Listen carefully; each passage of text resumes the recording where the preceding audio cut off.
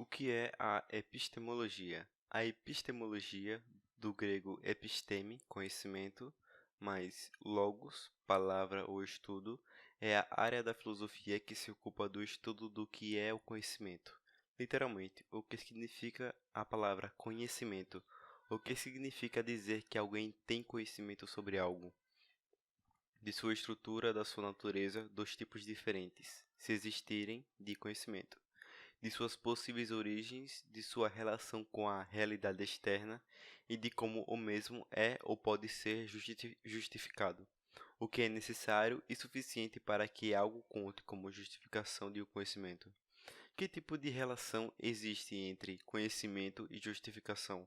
Apesar do termo ter sido cunhado apenas em meados do século XIX pelo filósofo escocês James Frederick Ferrer, o estudo sobre conhecimento é algo que nasce junto com a filosofia na Grécia Antiga, mesmo que de forma apenas incipiente, já que os pré-socráticos, os jônicos, eleáticos, etc., começaram suas indagações sobre o princípio ou ordem primeira, arquê, da realidade, pressupondo que tal ordem era inteligível, ou seja, que a mesma fosse capaz de ser conhecida. No entanto, é apenas com Platão, 428 a 348 a.C., e Aristóteles, 384 a 322 a.C., que as considerações sobre a natureza e origem do conhecimento se tornam mais sistemáticas e formalizadas. Alguns chegam a dizer que Platão e Aristóteles antecipam, respectivamente, a divisão entre as escolas racionalistas e empirista do século XVII e XVIII. Eu, pessoalmente, acredito que isso simplifica demais as coisas, mas creio que realmente há um viés mais racionalista em Platão e outro mais empirista em Aristóteles. Isso é óbvio. Contudo, é apenas de um aflorar da chamada filosofia moderna com René Descartes em 1596 a 1650 que a epistemologia assume um papel central o suficiente para a consolidação das ideias fundamentais, que irão delinear precisamente o que chamamos de racionalismo, empirismo e ceticismo clássicos e os embates ferozes dos quais os grandes pensadores da filosofia moderna participaram. Tais embates culminam, de acordo com a tradicional história da filosofia, na síntese kantiana das três correntes. Os que dizem que Kant sintetizou apenas o racionalismo e o empirismo parecem ignorar o característico ceticismo kantiano, herdado via Hume. Isso é tópico para outra postagem. Desde então, para alguns, a epistemologia adquire status de filosofia primeira. É no século XX e no seio da filosofia analítica que os debates epistemológicos se tornam mais complexos, profundos e reflexivos. Não que os filósofos continentais não lidaram ou não lidem com temas epistemológicos. Vide Russell, Heidegger, Bachelard, Deleuze, etc. Mas são os filósofos analíticos que se concentrarão de forma laboriosa e quase exaustiva com os problemas da epistemologia, se utilizando das ferramentas da lógica e da filosofia da linguagem, da ciência e da mente. E é por esse motivo que priorizarei, mas não me limitarei a uma análise da epistemologia do ponto de vista da filosofia analítica contemporânea. Dito isso, e dada essa brevíssima introdução histórica à epistemologia, mas como amante de história da filosofia, não deixarei de postar também, de forma mais substancial, e em uma outra série sobre a riquíssima história das correntes epistemológicas supracitadas. Vamos aos seus principais temas e problemas. O que é conhecimento? Antes de mais nada, precisamos nos concentrar no que significa o termo conhecimento. O mesmo é, claro, está intimamente ligado a conceitos como certeza, convicção, informação, verdade e crença. Contudo, é necessário que olhemos para como, do ponto de vista filosófico.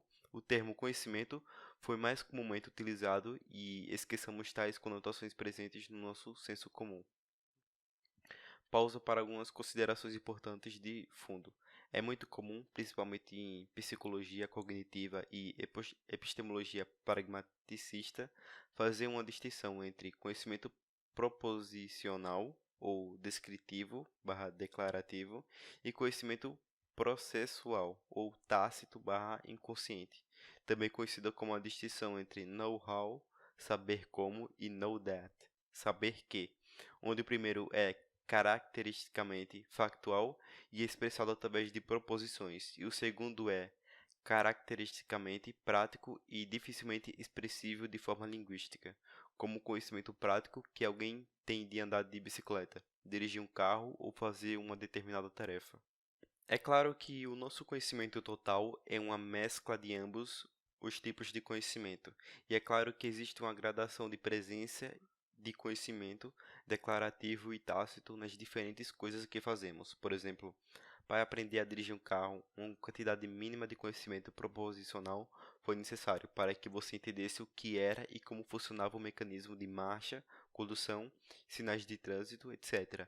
Dentre outras coisas, conhecimento este que, muito provavelmente, você já tinha, mesmo que não de forma clara e precisa. No entanto, iremos focar muito mais no conhecimento proposicional do que no conhecimento processual, já que o primeiro é o que mais comumente temos, como crença verdadeira justificada, que é a definição tradicional de conhecimento que irei introduzir logo abaixo. O segundo é muito mais comum e foi levado muito mais a sério na tradição pragmatista e em outras correntes preocupadas com questões pragmáticas, isto é, práticas, e é de extrema importância para a minha concepção específica de conhecimento. Além dessas duas categorias, existem outras como know why, saber o porquê, e que está relacionada ao conhecimento de causas e motivos. Know how, know who e know what, saber quem e saber o que, respectivamente, e que estão relacionados ao conhecimento de familiaridade ou ao conhecimento sobre a existência de alguém ou algo, e que não iremos tratar logo de cara. Falarei sobre cada uma dessas categorias do futuro, principalmente sobre o conhecimento prático tácito, que me é tão caro como pragmaticista, e que é muito importante para Hayek, Sellars, Peirce, por exemplo. Por ora, como já disse, restringamos-nos ao conhecimento proposicional. Conhecimento é, na filosofia, tradicionalmente definido como crença verdadeira justificada. Tal definição é encontrada pela primeira vez de forma explícita no diálogo platônico Teeteto. Apesar de que, ao contrário do que muitos pensam, Platão não era adepto dessa definição. Tópico para outro post, onde Sócrates discorre sobre diferentes possíveis definições de conhecimento, tais como percepção, juízo verdadeiro e juízo verdadeiro justificado. É importante frisar que tal definição nunca foi unanimemente aceita. Cérebre é o curto ensaio de Edmund Getter, 1927, chamado Is Justified True Belief Knowledge? A crença verdadeira justificada é conhecimento, publicado em 1963, e que causou um alvoroço entre os epistemólogos devido aos seus ataques a essa concepção tradicional de conhecimento, e sobre o qual iremos falar mais na frente. Por enquanto, atemos a destrinchar analiticamente os componentes de nossa definição tradicional, ou seja, as diferentes concepções do que são crenças, verdades e justificações. Pausa para uma outra consideração importante de fundo. Você deve estar talvez pensando, mas será que conhecimento é realmente e necessariamente composto de crenças? É possível saber sem crer? Você consegue dizer, eu sei que o céu é azul, mas eu não acredito que o céu é azul, e fazer sentido? Parece que não. Quando você diz que sabe algo, você está, ao mesmo tempo, admitindo que acredita que esse algo seja verdade. No entanto, o seu simples acreditar que algo é verdade não torna necessariamente este algo verdade. Pois perceba que crença é o elemento subjetivo da ideia de conhecimento em questão, já que uma crença sempre pertence ao sujeito, e ela nem sempre é verdadeira. Verdade seria, de acordo com a concepção mais tradicional, o elemento objetivo, ou seja, aquilo que se refere a algo na realidade, que torna a crença verdadeira ou justifica a crença como sendo verdade, ignorando, por enquanto, aqueles que acreditam que toda verdade é subjetiva. Alguns acreditam que verdade é uma correspondência entre a crença ou um objeto do conhecimento e algo concreto ou localizável na realidade. Outros diriam que a verdade é muito mais fruto de uma coerência das crenças que possuímos entre si.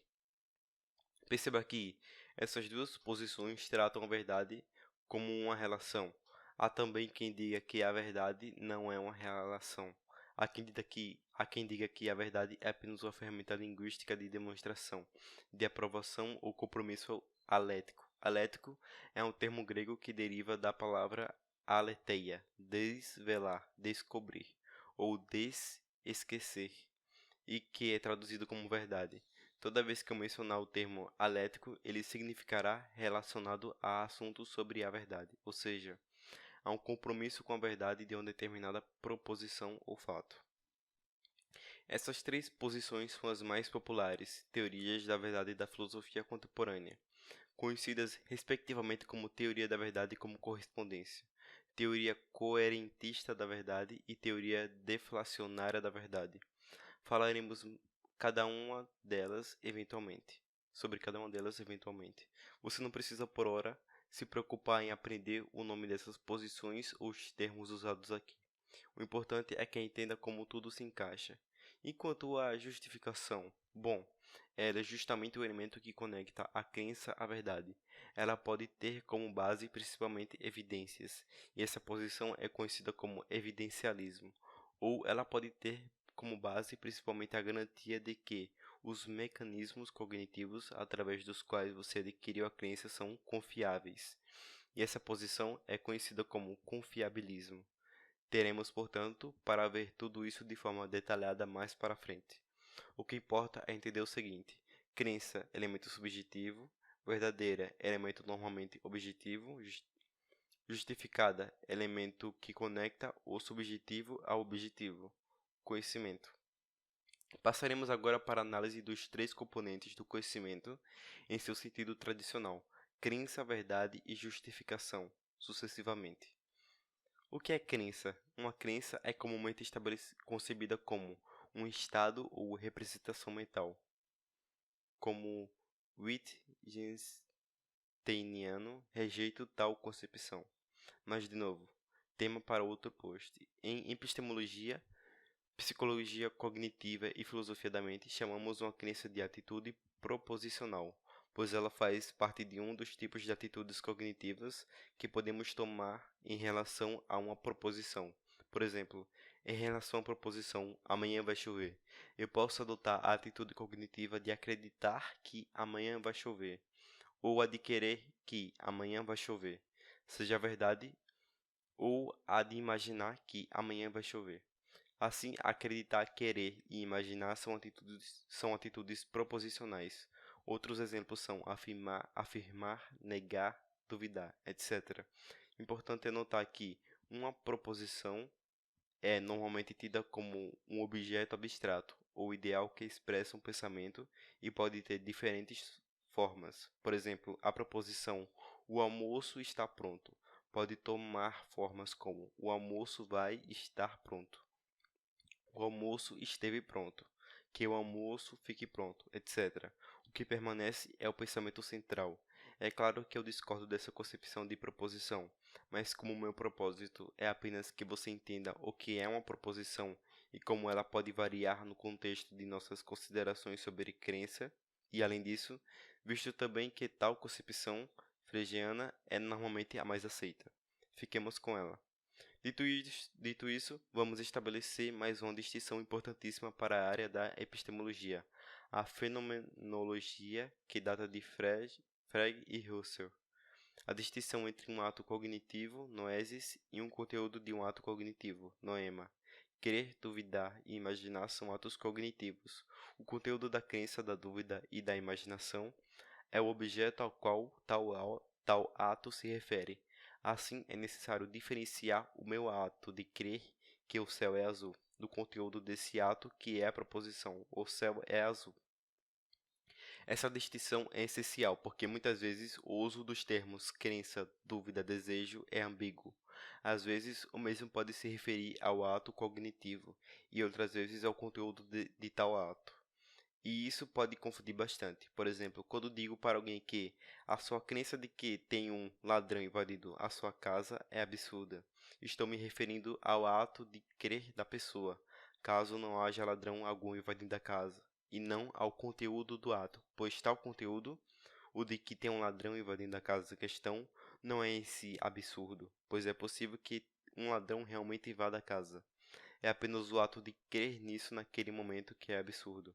Por outro lado, quando digo para alguém que eu acho bastante bonita as crenças dos tupis guaranis sobre a origem da Vitória Régia, estou me referindo ao conteúdo de tais crenças, aqui atos de crer. E esse conteúdo é sempre proposicional. Para facilitar as coisas e para evitar tal ambiguidade, passarei a utilizar a crença quando quiser me referir ao ato de crer e se crença quando quiser me referir ao conteúdo do ato de crer e quando eu quiser me referir a ambos em conjunto. Direi apenas crenças. Agora podemos ver como tudo se encaixa. Quando eu digo que é uma crença, é uma atitude proposicional ou um estado mental. Estou me referindo ao ato cognitivo de crer, ou seja, ao que chamarei de a crença. Mas então, o que realmente é ou qual é a natureza do conteúdo de uma crença? Ora, a resposta já foi dada e está bem debaixo do nosso nariz. O conteúdo de uma crença é da natureza de e não pode ser nada além de uma proposição. Uma crença é sempre uma proposição. Para finalizar esse post, é necessário fazer uma última distinção, a distinção entre crenças ocorrentes e crenças disposicionais. Uma crença ocorrente é apenas uma crença que você já tem guardada na memória e adquiriu através de um processo de aprendizado e interação social, e que você utiliza para lidar com o ambiente ao seu redor no dia a dia. Por exemplo, a crença de que se você pular de um prédio, você vai cair. Já uma crença disposicional é uma crença em relação ao qual você tem, com base no conjunto de coisas que você já sabe, uma predisposição a formar. Por exemplo, quando alguém te pergunta: você acredita que zebras usam fones de ouvido? E você diz não. Tal crença não é algo que ocorre a você com frequência, ou talvez você nunca tenha pensado sobre isso. Ela é fruto de um processo de avaliação da adequação de tal proposição com o conjunto de crenças que você já tem e sabe que são verdadeiras.